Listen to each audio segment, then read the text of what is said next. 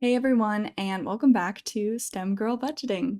If you're new here, I'm a 26-year-old woman who loves to budget.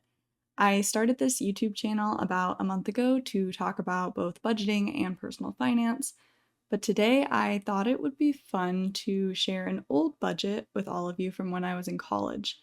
So I've been using this budgeting software called You Need a Budget for 4 years, and my husband actually introduced me to it while we were dating, so I used it throughout my senior year of college. So on the screen right now is my current joint budget um, with my husband, and if you want to see how we currently handle our finances, I'll drop a link to a previous video that you can watch.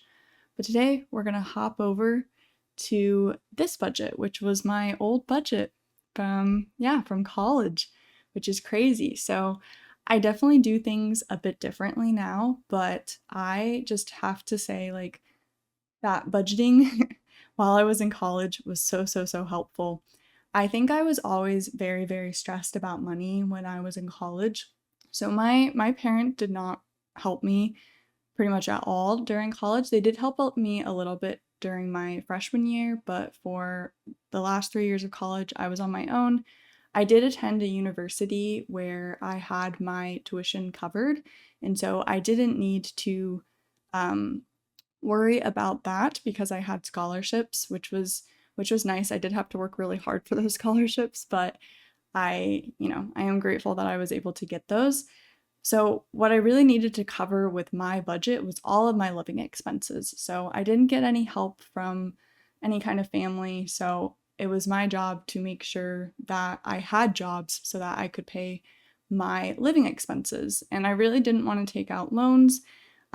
Looking back, I kind of wish that I'd been more willing to take out like small loans because I think I just didn't live a super healthy lifestyle because I was so obsessed with like not going into debt, making sure I didn't overspend on anything. And I just feel like I could have, you know, taken out some small loans to make my life a little bit easier. But, it was also really nice not having student loans. So I don't know. But I do just want to kind of show you guys how I managed my money as a college student because I really think that using a software like this from a young age is so beneficial and can really relieve a lot of stress. So it definitely helped me a lot senior year, and I think I really wish that I had been using it since, my freshman year of college. That would have helped so much. So I'm going to take you through all of my categories and like kind of how I budgeted. Starting with, I guess at the top, I just have my credit cards. So I had two credit cards when I was in college. I had the Discover It like cashback card, and then I had the Wells Fargo like college student card, and then it changed to the Active Cash card like while I was a college student. And so I had those two cards. And then for bills, what I did was I had my rent, which I paid to my landlord directly. And something that I did when I was in college is I actually would save a lot of money over the summer when I was working full time. And then I would distribute that money to like future months in YNAB because I knew that I wouldn't be making enough money during the school year to completely cover all of my expenses. So just knowing that I had enough money for rent was really nice.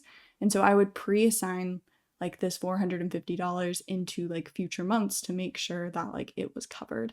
And so that was really helpful. And my rent was pretty cheap, and that's because I went to a college in a very like low cost of living city. So $450 was a little bit more actually than what some of my friends paid, but I really liked where I lived. I lived in like a townhome, and it was really nice. And then I was in charge of utilities, and so I did have categories for all of my utilities. I lived with three other girls, and you can see here that for this month it was $200, and so that was actually split between the four of us, and so my share was like $50, but I would just input it into YNAB as like additional income from my roommates when they paid me back for it. And then I had frequent expenses, so this is just all of like things that you need on like a monthly basis. So of course, you need groceries, for me, I ended up dining out pretty frequently, but dining out at places I probably shouldn't have been, like Wendy's, Taco Bell, that kind of thing. I honestly just like have never been super great at like cooking, and so I didn't even really buy that many groceries, and I really wish I'd budgeted more for these things, when I was a student. But I graduated debt free, but at what cost? I also budgeted for transportation, of course, and for me, this was just gas.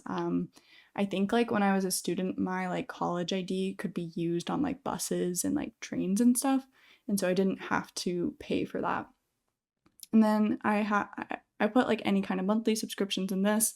I think this was just iCloud. But yeah, I put that in frequent expenses because it came out every single month. And then this is basically like a savings category of sorts. And so YNAB used to call non-monthly expenses true expenses. And they call it that because these are the expenses that people like tend to forget about. Like, that your car has to get maintenance. Sometimes you have to get oil changes, but it doesn't happen every month. And so sometimes people kind of forget to budget for it. And so YNAB used to call these your true expenses because they are your like true expenses. You just don't always think of them that way. So I think that's kind of why they named it that. And then they realized that that's kind of a confusing term, and so they got rid of it. But I'm showing you guys my actual college budget, so I just left it as true expenses because that's what I named it when I was in college. So I had auto maintenance for my car. I had a category for medical, toiletries, household items, any kind of clothing that I needed, gifts, technology, and annual subscriptions. And I didn't always fully fund all of these. I wasn't someone who felt like I needed to always fully fund them. So I did what I could. This month I did. You can see here, and you can see that I added enough for this to be green, and that's because I had some money left over from the previous month. So I would budget, $30 for medical for the whole month, and then that would reset the next month instead of rolling over. And that's how I handled a lot of these expenses. And I don't know if that's exactly the way that I would do it now, but I do agree with having all of these categories. I think they're all important. And then for education, of course, since I was a student, I always had a little bit of money for textbooks. And then exam late fees. I went to a school where we had a testing center, and if you took your exam past like a certain time, date, whatever, you were charged like $5. It was really stupid. I don't know why. But yeah, I budgeted for that because I was someone who I studied really hard and got good grades, but sometimes my schedule just made it so that it was hard for me to get everything done to take my exam on time. So I tended to take the exam. It's not even truly late because we were allowed to take the exam then, but it was just like the last day or the last half day, and then they would charge you a fee. So kind of silly. And then quality of life, like you always have to have, in my opinion, some sort of discretionary spending. So some sort of money so that you can do fun things, money for beauty in my case, so any kind of, hygiene items, skincare, makeup, haircuts, that kind of thing. I had to have like a little bit of money for that. And then I actually don't think I was actively using my gym membership at this point, but I did have like a low-cost gym membership for some of college. I really didn't like our school's gym because it was crowded.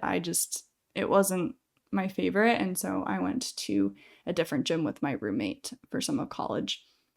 And then for like actual, I guess, savings, I had an emergency fund, and then I had a travel fund so that I could go on trips or like fly home. And nothing too serious because, as you can see here, I didn't like actively add to them very often. It was mostly just leftover money from the summer that I would then like use throughout the school year. And so that was my budget in college. And honestly, it helped me so much. I liked knowing that I had my bills covered and my frequent expenses covered, and that, I had some money set aside for things like medical, auto maintenance, clothing, so that I could buy those things. And, this budget isn't perfect, but I think this is probably how I would recommend most people start their budget, to have as few categories as you can and to make it simple and make it logical for like you in your head. And so now, like in my current budget, I organize things completely differently.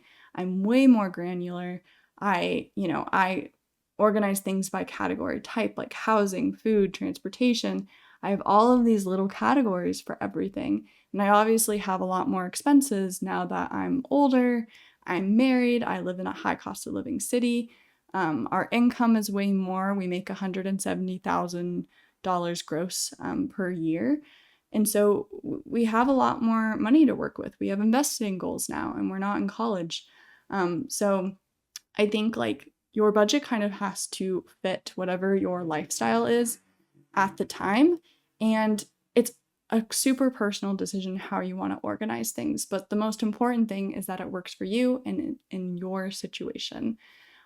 So yeah, this was definitely a quicker video than most of my other ones, but I hope that this was helpful and maybe gave you inspiration if you're a college student of how you can use YNAB. I'm just going to go back really fast over here.